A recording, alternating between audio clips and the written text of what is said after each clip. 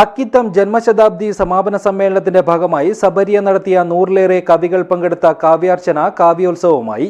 കാഞ്ഞങ്ങാട്ട് നടന്ന കാവ്യോത്സവം പത്മശ്രീ കൈതപ്രം ദാമോദരൻ നമ്പൂതിരി ഉദ്ഘാടനം ചെയ്തു. This news sponsored by Manual Silks, Mega Mall, Main Road, Kanyangad. Also at Kannur, Irati and Pattambi. തിരുവനന്തപുരത്തു നിന്നും കല്ലറ അജയനും തൊടുപുഴയിൽ നിന്നും രാജൻ ചിറപ്പുറത്തും എറണാകുളത്തു നിന്നും റോമി ബെന്നിയും കാഞ്ഞങ്ങാടെത്തിയത് മഹാകവി അക്കിത്തത്തിന്റെ ജന്മശതാബ്ദി സമാപന സമ്മേളനത്തിൽ കാവ്യാർച്ചന നടത്താനായിരുന്നു. സബരിയുടെ ആഭിമുഖ്യത്തിലുള്ള കാവ്യശതം പരിപാടിയിൽ കവിത അവതരിപ്പിക്കാൻ കേരളത്തിന്റെ വിവിധ ഭാഗങ്ങളിൽ നിന്നും 110 കവികൾ പങ്കെടുത്തത് അക്ഷരാർത്ഥത്തിൽ കാവ്യോത്സവമായി. കാഞ്ഞങ്ങാട്ട് മിംടെക് ഇൻസ്റ്റിറ്റ്യൂട്ടിൽ നടന്ന കാവ്യോത്സവം പത്മശ്രീ കൈതപ്രം ദാമോദരൻ നമ്പൂതിരി ഉദ്ഘാടനം ചെയ്തു. മഹാകവി അക്കിത്തം മലയാള കവിതയുടെ വെളിച്ചമാണെന്നും അദ്ദേഹത്തിന്റെ കാവ്യ പാരമ്പര്യം തന്റെ എഴുത്തിനെ സ്വാധീനിച്ചിട്ടുണ്ടെന്നും അനുസ്മരണ ഭാഷണത്തിൽ അദ്ദേഹം പറഞ്ഞു.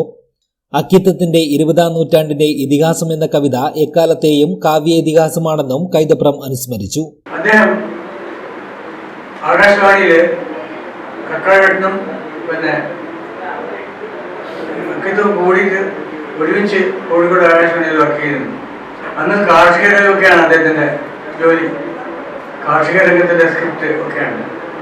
പക്ഷെ അന്ന് അത് 7:15 മുതൽ 7:30 വരെയാണ് കാവണിക്കോട്.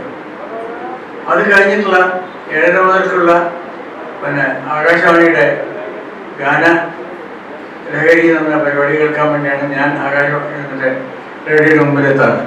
പലപ്പോഴും അക്കിത്തത്തിൻ്റെയും കക്കാടത്തിൻ്റെയും ശബ്ദം ഞാൻ അറിയുന്നത് അങ്ങനെയാണ്, കാർഷിക രംഗത്തിലെ ശബ്ദത്തിലൂടെയാണ് ഞാൻ അറിയുന്നത്.